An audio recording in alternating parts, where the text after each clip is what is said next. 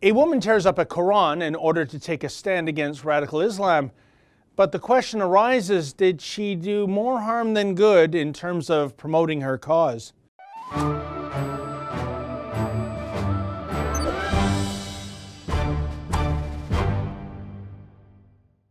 Sandra Solomon recently made headlines for going on a crusade in which she ripped pages from a Quran and shoved those tattered pages under the wiper blades of parked cars outside a mosque. A video of the incident was posted on Facebook, but has since been deleted. Now, by way of background, Sandra Solomon used to be a Muslim. She claims she was abused under Sharia law when she lived in Saudi Arabia. Eventually, she converted to Christianity, and she has spoken out against Islam on several occasions, which of course is her right to do so. It is also her right to rip pages from the Quran.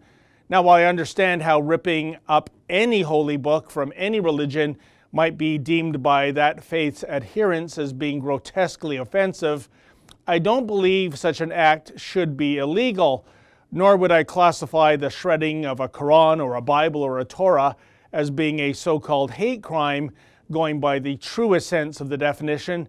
After all, I'd much rather an inanimate object get harmed than an actual person. Even so, while Solomon certainly generated much outrage and an excess of publicity for her stunt, the question must be asked, was it truly effective or was it counterproductive? My gut feeling is that Sandra Solomon likely did more harm to her cause when it comes to pointing out some of the more unsavory things about Islam that so many others feel compelled to ignore due to political correctness or fear, or a combination of both. I say this based on what I heard last spring when I attended a gathering in Mississauga, Ontario, called Muslims Against M103.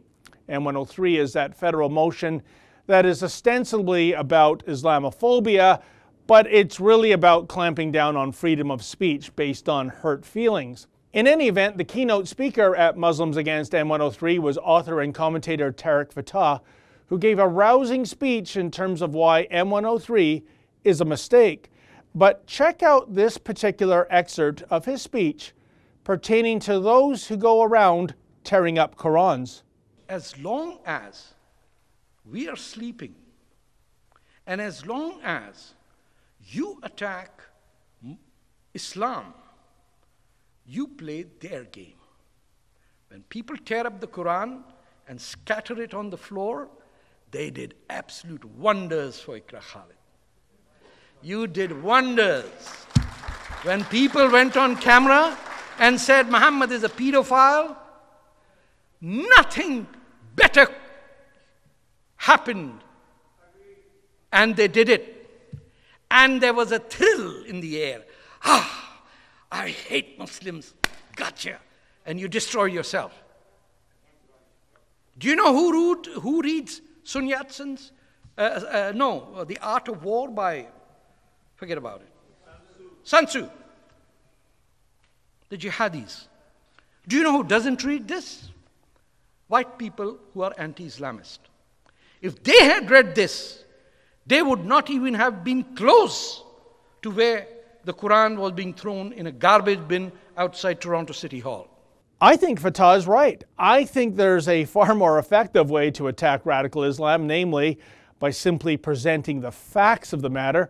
Indeed, just check out the fallout resulting from Solomon's stunt, namely the usual suspects are calling for beefed up laws and legislation that would prohibit such actions, which effectively further greases that slippery slope when it comes to the war on free speech. Her actions were a gift to those who dine out on Islamic victimhood. But it should also be noted that what went almost completely unreported by the media regarding Solomon was the double standard when it comes to Islam and hateful speech, which is to say, as Tariq Fatah noted in a recent Toronto Sun column, quote, "As for the self-righteous imams and Islamists who are crying hate, perhaps it is time for them to take stock of their own actions. At least 20 times a day from dawn to dusk in every mosque of Canada, they should stop describing Jews as people who are suffering the wrath of God and Christians as people led astray from the path of God, end quote. Indeed, as we all know all too well, sometimes when Jews, Christians, and other assorted infidels are spoken about at certain mosques, the rhetoric is far, far more hateful than that. Yet, how odd that this sort of hate speech continually gets a free pass. Also AWOL in the media coverage of the Koran ripping incident was this.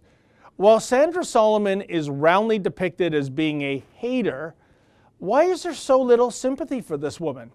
If Solomon was indeed abused while living under Sharia law, just where are the feminists taking up the plight of a woman who suffered from physical and psychological trauma? Or is this a matter of Islam being such a sacred cow these days that the religion of peace can even instantly render the Me Too movement as being utterly irrelevant? For the Rebel.media, I'm David the Menzoid Menzies. Hey folks, you might have heard the Rebel has a brand new app. Please download that app and take the Rebel with you wherever you go.